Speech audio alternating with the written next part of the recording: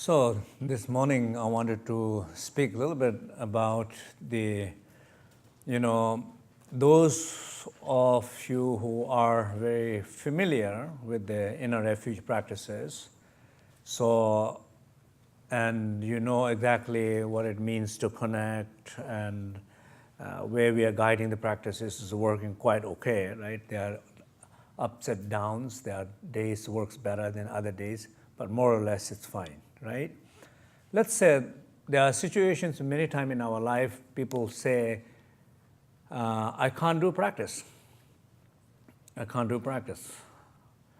So I'm not doing practice. Or instead of saying what I can do now, little things in order to do what I know to do, in order to do what I know what to do. That makes sense? Because people will say something, oh, I cannot do practices now. Why? Because I'm going through a divorce.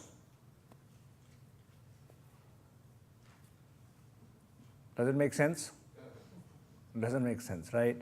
When you're going through a divorce, you need to intensify your practice maybe at least 5 times more. Right? If you're doing 1 hour a day, then when you're going through a divorce, you have to do 5 hours a day. Or I cannot do practice anymore because I'm sick. Same situation. So if your whole life, if you're doing practices, now if you cannot bring in the moment you're sick, so what are you doing in practice? Or I cannot do practice because I'm going through a lot of emotional crisis. So all the retreat that you have done in the past, if not helping while you're going through emotional crisis, then what is the purpose of doing all the retreats?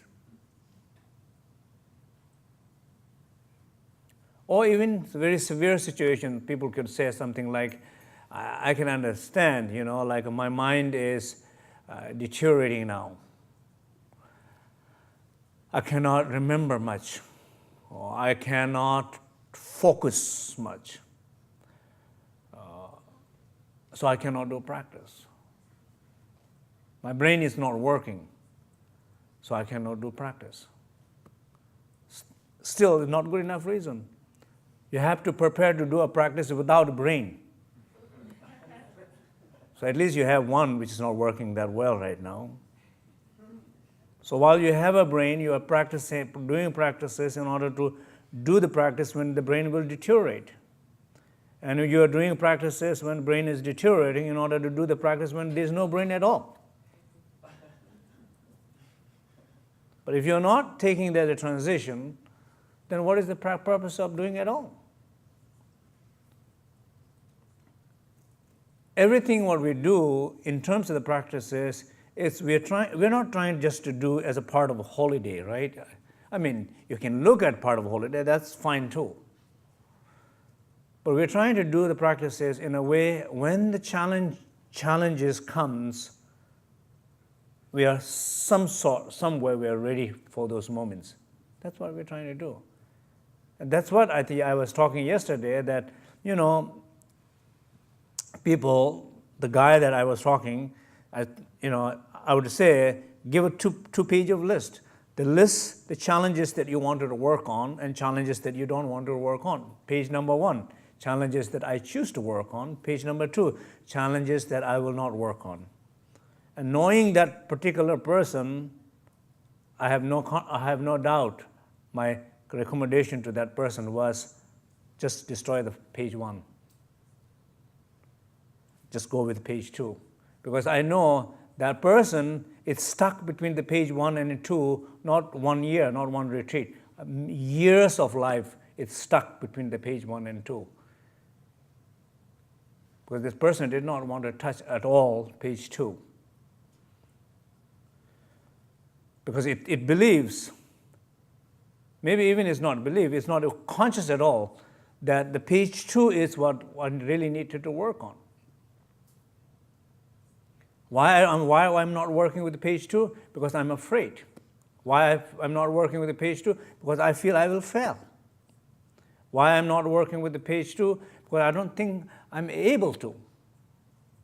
Why I'm not working with the page 2? I don't like to visit those areas. I'm afraid to visit those areas.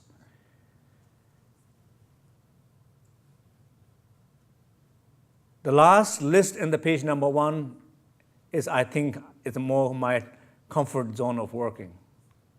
But that's too comfortable. Too comfortable. I'm not saying everybody is the same. I'm not saying everybody. The person that I have in my mind, clearly that's what I feel. And some people, there are a lot of people in page 1, there is a lot of things enough in page 1. So I'm not saying you have to jump to the page 2. That won't be my recommendation, but that particular person, that is my recommendation. So I'm not, basically believes that I'm not I don't have a capacity to do it.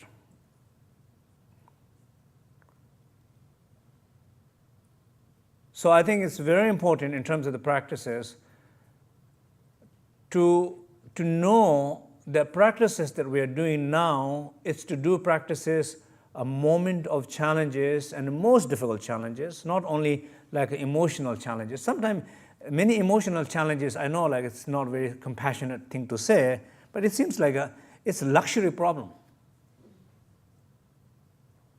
I know like sometime when I first time came to West, I saw some emotional problems. And I thought, what? This is a luxury problem, you know. When you don't have a problem, then you create problem out of these things. When you really have a problem, then you've said, this is nothing. You forget, this is a wonderful thing you have. Like all the problems with your job.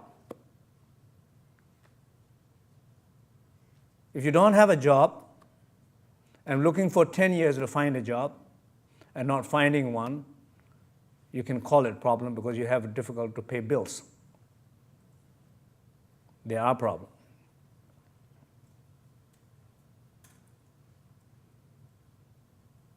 But then we create a lot of luxury problems in our life. Sometimes, as I always give example, you can think about window problems. You can think about floor problems. When the roof is gone, you will not have a problem with the window. You will not have problem with the floors. Because why? Now you have a big problem. So you don't want to wait in life to have a big problem as a solution of small problems, Because they will come. Unfortunately, they will come. So while there's just little problems, it's okay to not make big deal out of them. So what I'm saying here is, instead of saying, I can't do the practice, the question is, what I can do. And that's the question one should ask. I can understand, probably none of us in that situation here, probably. But I know sometimes there are people in that kind of situation, and you have to kind of understand, Somebody's brain is not working, almost not working. You can say, I cannot do anymore anything. That's not the question you should ask. You should say, what I can do this moment? Or I'm losing memory, what I can do now. Before you go to sleep, those who do dream yoga practices, before you go to sleep, we're going to lose the awakened conscious awareness before we go to sleep.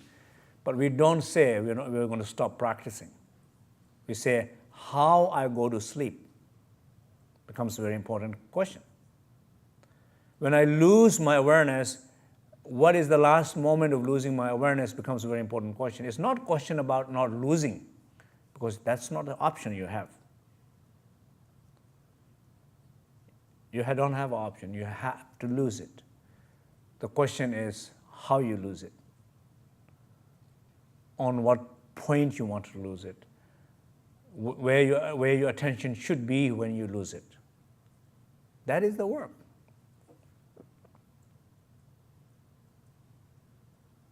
So I think it's very important to, to able to really able to bring your practice, and practices should become very alive, much more alive than on the cushion during those challenging moments in your life.